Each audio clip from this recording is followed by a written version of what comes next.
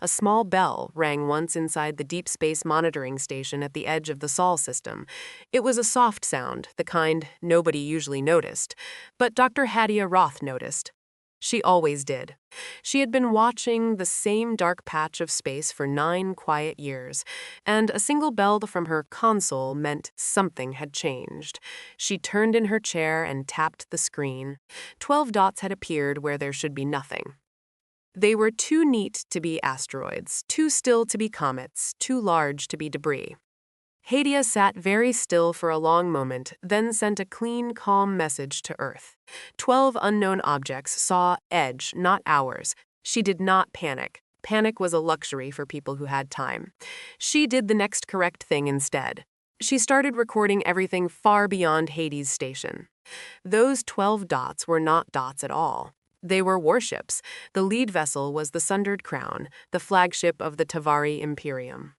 The ship was the size of a small moon plated in gold-veined alloy glowing with the pride of 40,000 years of empire. Inside its grand observation dome stood High Observer Ranvish, hands folded behind his back, eyes fixed on the small blue planet at the center of his screen. Rin was a careful Tavari. He had spent his life studying primitive worlds before the Imperium absorbed them. He had seen mud-walled cities, stone temples, and steam-driven boats. He knew the pattern. A pre-contact species was easy to read. They were loud in radio, clumsy in orbit, and absent in deep space. They had no fold drives, no orbital rings, no lunar industry. They were always alone on their little rock, and they always looked very small from above. Earth did not look small. Rand frowned at the readings. Earth had an orbital ring. Earth had lunar facilities. Earth had ships moving in Tashient, organized lanes between the planet and its moon. Rand checked the data 3 times. He even asked the ship's senior analyst to run a fault test on the long-range sensors. The analyst did then quietly returned and said, "The sensors are fine. High Observer." Rin did not answer right away. He kept staring at Earth. Fleet Commander Ataru entered the dome with the heavy steps of a soldier who expected obedience. He was tall, broad, and proud of his medals, which clinked it softly as he walked. Ataru had crushed 3 rebellions and pacified 2 unruly colonies. He believed deeply in the Imperium's superiority, and he did not enjoy surprises. "Report," Ataru said. Rin did not turn. "The target world is not Precantar blinked. Explain. They have an orbital ring. They have lunar industry. They have ships." Ataru laughed once, short and dry. "Impossible. The advanced probes told us this world was on the early edge of space travel. Chemical rockets, small satellites, nothing more. The probes were sent 214 imperial cycles ago," Rand said gently. Adaru's smile faded. 214 imperial cycles was nothing for a Tavari. The Imperium changed slowly. A border world might rise or fall in 200 cycles, but its science would not leap. Tavari science had not leapt in a long, long time. The Imperium was old, and old empires did not run. Ataru walked to the screen and stared at the planet himself. The orbital ring was clearly visible now. Small, bright dots moved along its length like beads sliding on a thread. "Show me their ships," he said. Rin pulled up the optical feed. The image sharpened. Earth's vessels came into focus. They were not ugly, not crude, not simple. They were sleek, white, and quiet. Their drive signatures were soft, almost shy, as if the engines did not want to be noticed. Ataru leaned closer. He had seen 10,000 ships in his career. He did not recognize a single design principle on the screen. "What is the propulsion type?" he asked. The senior analyst spoke from her station, her voice careful. "Commander, the propulsion type does not match any of our records. The drive output is extremely low, but the ships are moving very fast. The numbers do not agree with our physics." "Run it again," said. "I have 3 times." Rand closed his eyes for a brief moment. Then he opened them and asked the question no Tavari had asked in 400 generations. He asked it softly, almost to himself, but the dome was quiet enough that everyone heard. "What if we are not the most advanced?" Ataru turned sharply. "Watch your tongue, Observer. I am watching the screen, Commander. The screen is telling me something I did not expect." Ataru did not reply. He looked back at Earth. The little blue planet sat there calm and patient, its ring glowing softly, its moon humming with steady industry. It did not look afraid of the 12 warships at its border. It did not even seem to notice them. It noticed them. In a quiet operations room on Earth, Hadia's message had already moved up 3 levels of command. Captain Daniel Reeve received it with his second cup of green tea of the morning. He read the message twice, set the cup down, and spoke into his collar. 12 ships at the Saul edge run the protocol. Soft posture, eyes open, no hostile signal. His voice was even. He did not raise it. He did not need to. On the sundered crown, Ran was still watching Earth. Ataru was still pretending he was not worried. The Tavari Imperium believed it had discovered a primitive world. Earth had already discovered them, and Earth was making tea. 3 small drones slipped out of the sundered crown's lower hangar like silver fish leaving a great whale. They were optical scouts, the finest the Imperium produced, each one cloaked in a quiet field that bent light around its body. To Tavari eyes, they were almost invisible. To Tavari science, they were the eyes of an empire. The drones drifted toward Earth in a slow, careful arc. Inside the sundered crown, the bridge gathered to watch the live feed. Ran stood at the center console. Ataru stood beside him, arms folded, jaw tight. Senior officers filled the rear platforms. The dome lights were dimmed so the screen shone bright and clean. The first drone reached the outer marker of Earth's orbital lane. Its camera turned, focused, and brought back the picture. Nobody on the bridge spoke. Earth's orbital ring was not a ring at all in the Tavari sense. It was a long, slim band of pale white metal rotating gently around the planet at a steady speed. Lights ran along it like soft veins. Small craft slid into and out of it through narrow gates, and each gate opened and closed without any visible mechanism. The ring looked simple. That was the part that disturbed Ran the most. Tavari rings were huge, heavy, and full of visible engines. Earth's ring looked like a thin, clean curve of light, and yet it held its shapes against gravity, against tidal force, against everything that should pull it apart. The ring, Adaru said slowly, should not be standing. And yet it stands, Ran said. The second drone moved closer to the moon. The picture changed. The lunar surface was no longer the dead gray rock the Tavari probes had recorded centuries ago. Wide silver platforms lay across the dust. Long shadows of cranes moved with patient grace. Furnaces glowed gently in deep craters. A single, large vessel was being built inside a half-open dome. Its hull half-finished, its frame still showing through. They mine and build there. The senior analyst whispered, "Without atmosphere, without trouble." "Of course, without trouble," Otaru said. "Every advanced species does that. It is not impressive." But his voice was a little less certain than before. The third drone moved into a higher angle and began counting human ships. The count climbed quickly. 7 near the ring, 4 near the moon, 2 in a slow patrol along Earth's outer orbit, 1 sitting still far out watching. That last one was the one that drew Rin's attention. It was small, pale, and quiet. It had no visible weapons. It had no glowing engines. It just sat there, patient and calm like a dog watching a stranger from a distance. "Send the analyzer pulse," Adaru ordered.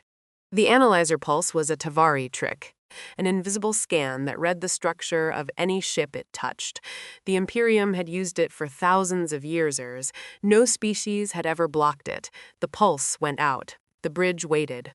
The screen showed a single line of text. "Pulse blocked. No return data." Adaru's mouth opened. He closed it again. "Send another one," he said. A second pulse went out. The screen showed the same line. "Pulse blocked. No return data."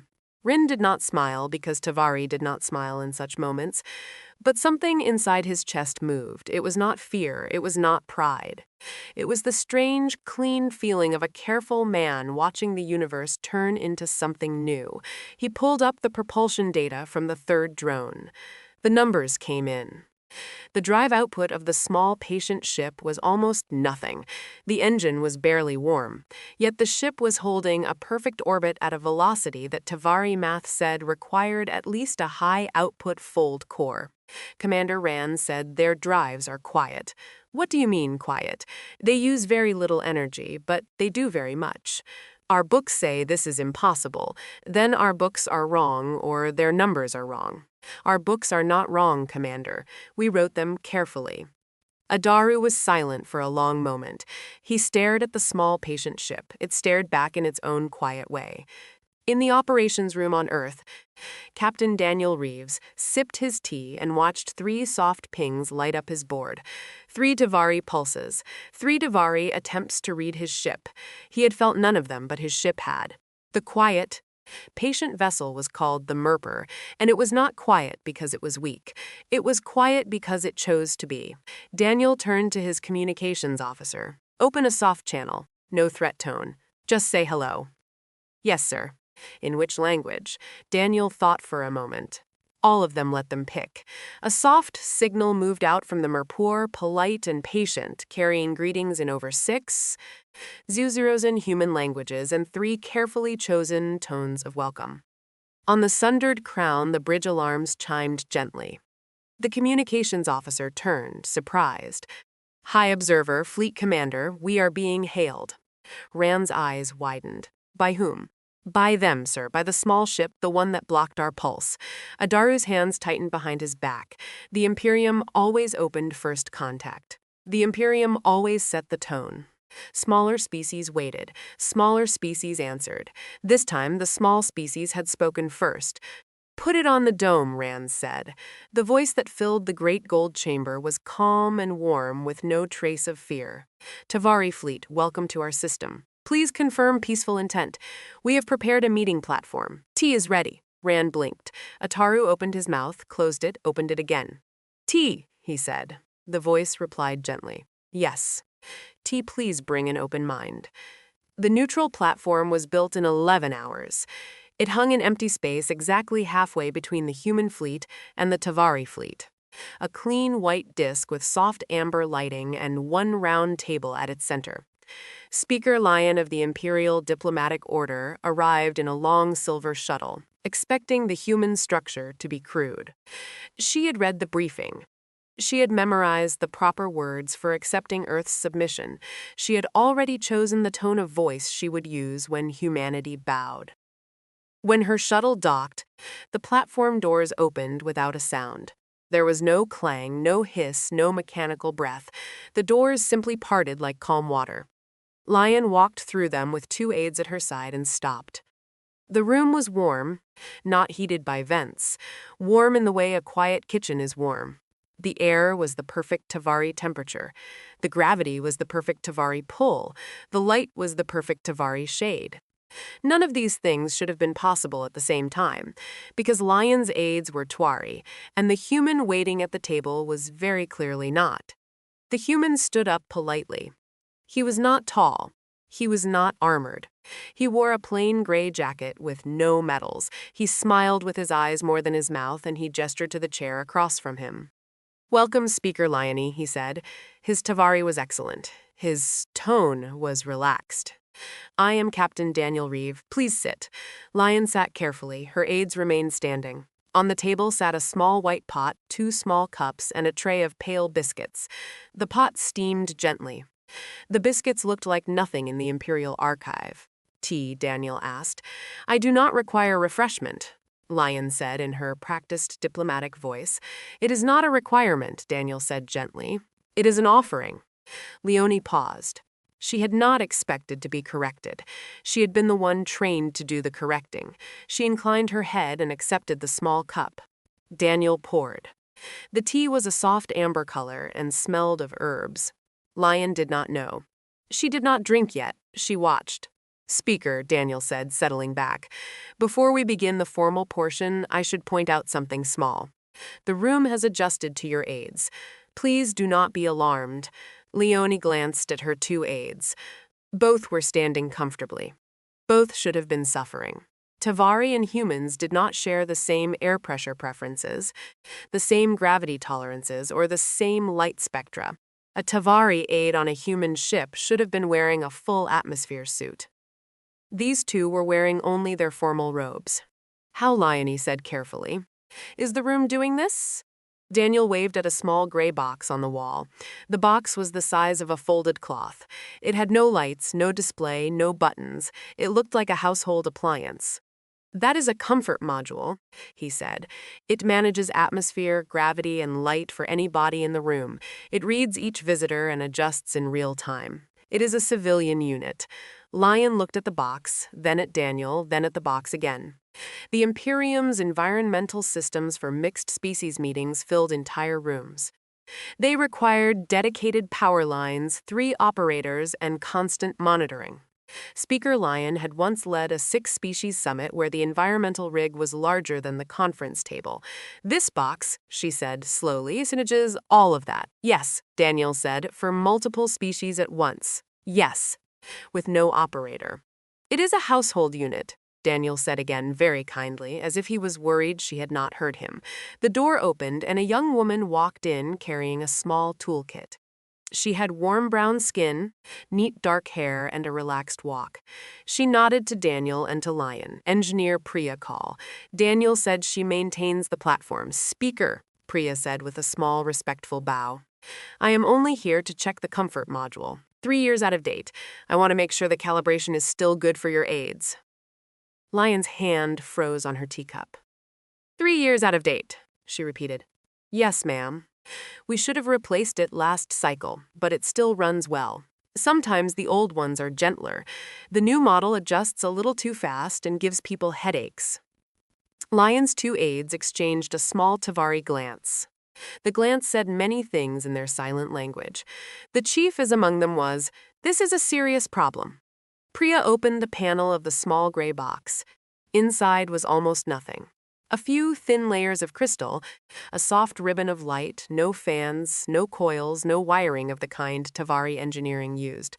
Priya hummed softly, ran a small finger sensor over the layers, nodded to herself, and closed the panel. "All good," she said. "Enjoy your meeting." She left. Lion slowly raised her cup.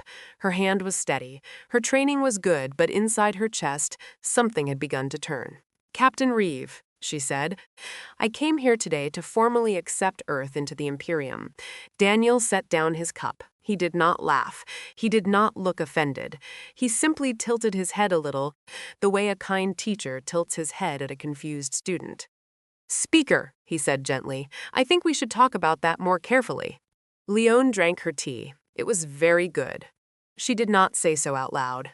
She did not need to. Daniel could already tell. The Joint Science Exchange was held inside a wide hall on the human orbital ring. The hall had a clear curved ceiling, and through it the planet Earth turned slowly below, a calm blue ball with white clouds drifting across its face. 12 Tavari scientists arrived in formal robes, led by High Observer Ronan himself. 8 human researchers were already waiting, wearing simple work clothes and quiet smiles. There was no stage. There was no podium. There were only 2 long tables, one on each side, and a wide, empty floor in the middle. Rin walked in first. He bowed politely. He had decided on the way over that he would respect these humans. He had also decided that he would prove calmly and with kindness that the Imperium still held the higher ground in the deep sciences. "Welcome, friends," said the lead human researcher, a tall older man with white hair and warm eyes. His name was Dr. Assad Mahmoud. Shall we begin?" The Tavari went first. They had agreed on this beforehand. Rand stepped to the empty floor and gestured to his team. A young Tavari assistant rolled out a tall cylinder of polished gold metal. It was a full drive core, a small one, a teaching model. The Imperium did not show fold drive cores to outsiders. Today was different. Today, Rin wanted to make a fair exchange. He explained the core. He spoke about the way fold space worked, the way the Imperium had bent it for 40,000 years. The great care needed to balance the lattice. The humans listened with full attention. They did not interrupt. They did not look bored. They asked clean, polite questions. Their questions were good. Some were better than good. When Rand finished, the lead human researcher clapped softly. "Beautiful work, High Observer, truly beautiful." Rin was pleased. He returned to his seat. Then the humans stepped forward. Dr. Assad Mahmoud gestured to a young woman beside him. She wore a plain dark coat. Her hair was tied back. She held a small device in her hand. The device was about the size of a closed fist. "This," she said gently, "is a field repair tool. It is standard equipment on our maintenance ships." She looked around. Her eyes settled on a piece of bent imperial alloy that the Tavari team had brought as a sample. The alloy was a small flat plate twisted in the middle from a controlled stress test. It would normally take an Imperial forge 3 days to repair such a plate without losing the alloy's lattice strength. The young woman placed the small device against the plate. She tapped a single button. There was a soft hum, no brighter than a sleeping cat. The bend in the metal began to move slowly, smoothly. The metal flowed back into its proper shape. The lattice did not crack. The alloy did not lose color. After 11 seconds, the plate was perfect. It looked new. It looked, in fact, slightly better than new. The Tavari side of the room was silent. The young woman set the device down. "This is a basic civilian model," she said. "Engineers use stronger ones." Rand stood up slowly. He walked to the plate. He touched it. He ran his finger along the spot where the bend had been. There was no scar, no seam, no grain misalignment. "How?" he said. "Did the lattice survive?" "It did not survive," she said kindly. "It was rebuilt." The tool reads the original lattice memory of the alloy and asks the molecules to return to it. "Ask the molecules," Rin repeated. "Yes, sir." Rin did not speak for a long moment. He sat down again. His hands were folded carefully in his lap. The humans were not finished. A small gray drone the size of a teacup flew up from the floor. It floated in the air without any visible thrust. It was so quiet that the Tavari scientists could hear each other breathing. It moved to the center of the room. "This is a survey drone," said another human researcher. "May I run a courtesy scan of your ship, the Sundered Crown?" Rand blinked. "From here, yes. Through the hull. Yes, the Sundered Crown was the most heavily shielded vessel in the Imperial fleet. Its outer plating could deflect a planetary-grade scan beam." "Please," Rand said quietly. "Go ahead." The drone flew up, paused, and made a single slow circle in the air. Less than a minute later, a soft holographic image appeared above it. The image was the Sundered Crown drawn in clean lines with every deck, every corridor, every wire, every junction box in perfect detail. Even the small private chamber where Fleet Commander Ataru kept his personal logs was visible, including the cup of broth he had left on his desk that morning. The Tavari scientist stared at the hologram. "You can see Adaru's broth," one of them whispered. "Yes," the human researcher said gently. "We can also see that there is a small flaw in your fold drive lattice on deck 9. The lattice has a hairline misalignment that will, in about 2,000 cycles, reduce your jump efficiency by 1%. We could send you the repair specification if you would like." Rand closed his eyes. The Imperial Council had been hunting that exact flaw for 600 years. It was the great unsolved problem of Tavari fold engineering. Whole careers had been built and broken trying to find it.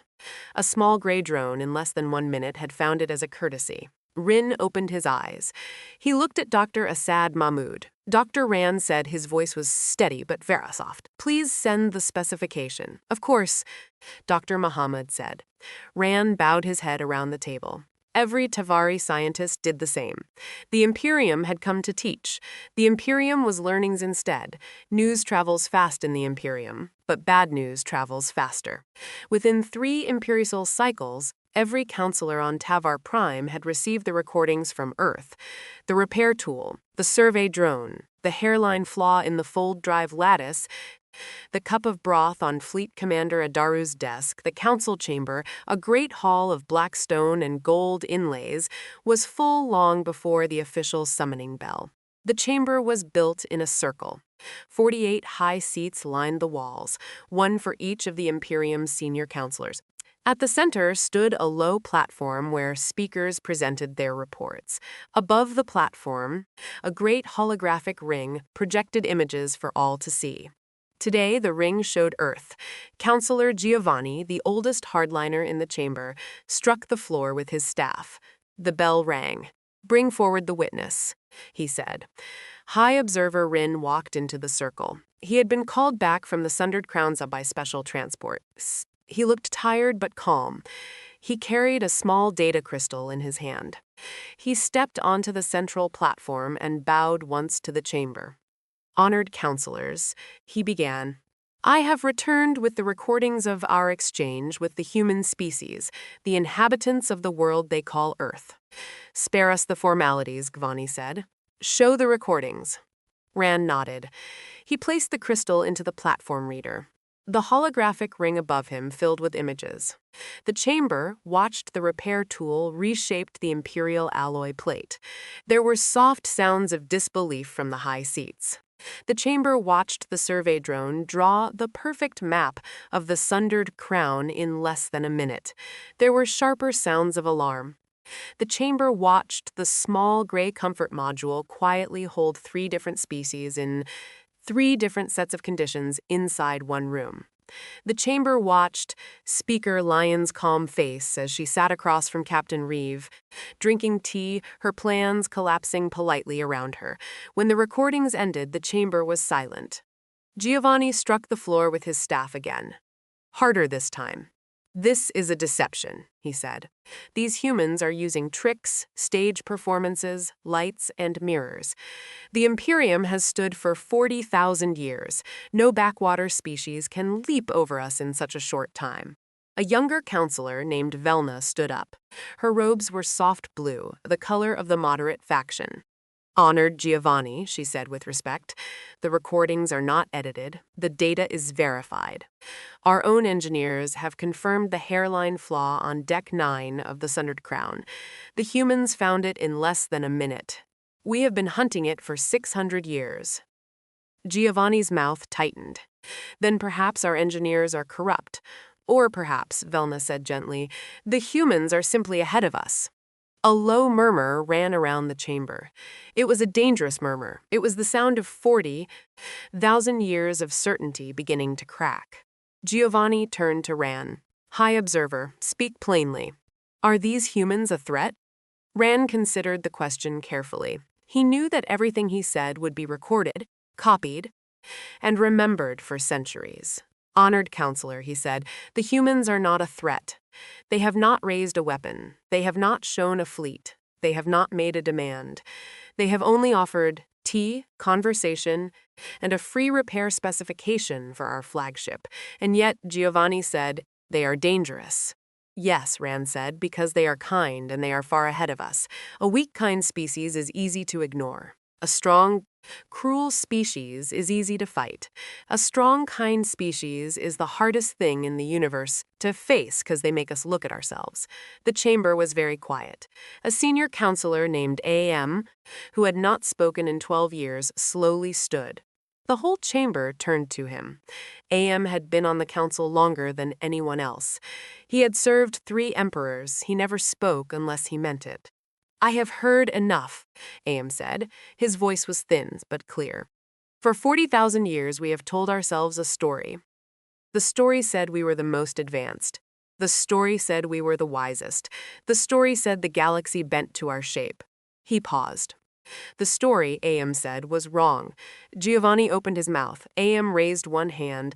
Do not speak yet, Giovanni. Listen first. We have one chance to handle this well. We have one chance to be remembered as a wise empire instead of a foolish one. We must approach Earth as equals. We must learn. And if Earth chooses to be our friend, we must thank the stars for the gift. The chamber held its breath. Giovanni lowered his head. He did not agree, but he did not fight either. That was its own answer. While the council debated, the Sundered Crown still sat in Earth's outer system. Fleet Commander Adaru paced his private chamber. His broth was cold. He had not touched it.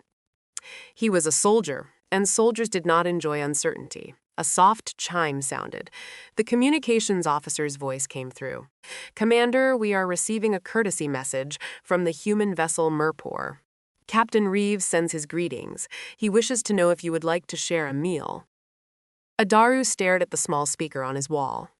A meal? He repeated. Yes, Commander, he says, and I quote, no politics, just food. Adaru sat down slowly. He looked at his cold broth. He thought about the small gray drone that had seen it from across the system. He thought about Aem's words. He thought for the first time in his life that perhaps he had something to learn. "Tell Captain Reeve," he said quietly, "that I accept." Snow was falling in northern Pakistan when the second Tavari delegation landed. It was a soft, slow snow, the kind that drifts down without any wind, settling on cedar branches and slate roofs like a quiet blessing. The delegation had asked politely to meet not in space, but on the planet itself. Speaker Lyon had requested the location personally. She wanted to see Earth with her own eyes, not through a window, not through a screen. A small wooden lodge sat at the edge of a high valley. Inside, a fire was crackling. The delegation arrived in a quiet shuttle, walked across the snowy path, and stepped through the lodge door without ceremony. Dr. Hadia Roth was waiting for them. She wore a warm gray shawl over a long, dark coat. She offered her guests a seat near the fire. "Speaker Lyony," Hadia said gently, "welcome to Earth." Lyon bowed her head.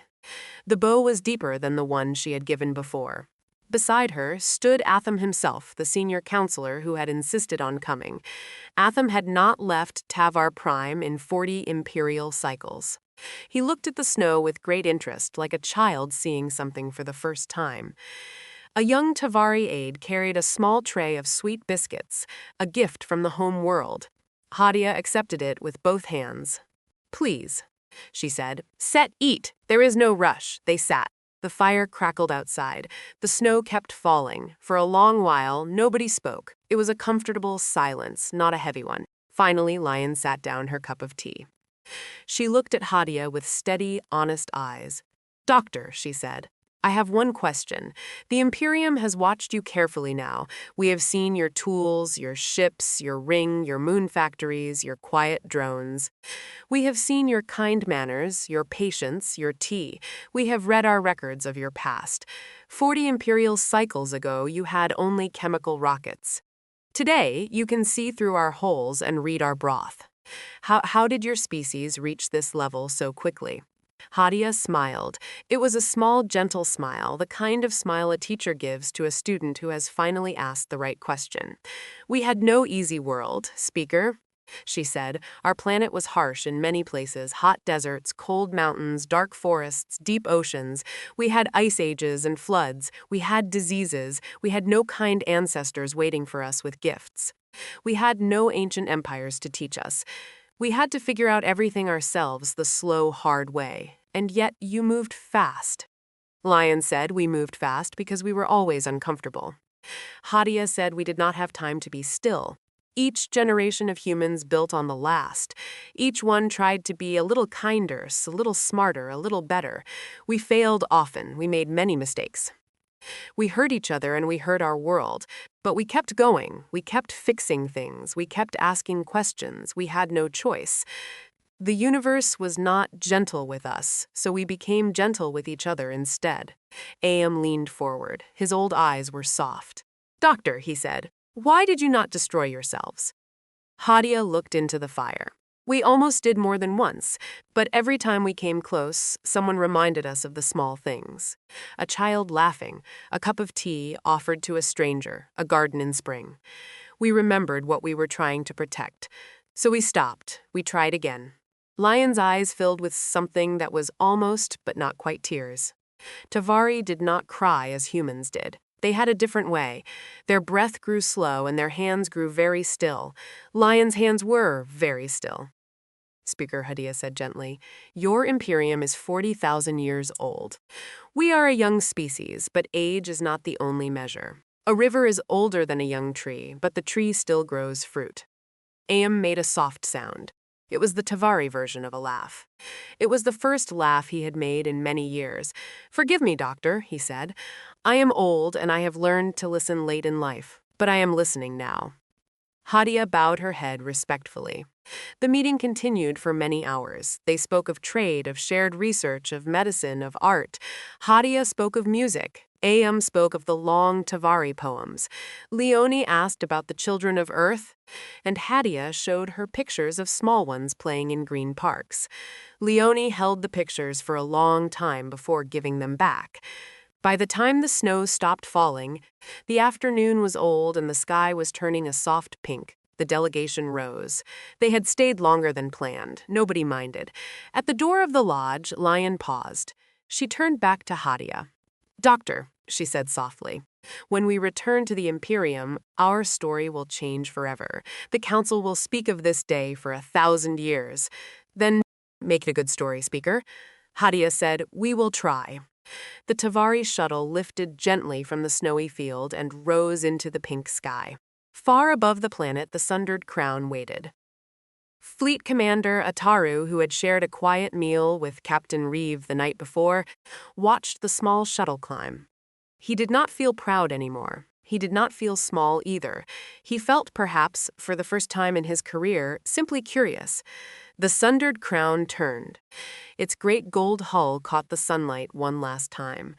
Then, with a soft and humble flicker, it folded into deep space, carrying back to the Imperium the most disruptive discovery in 40,000 years.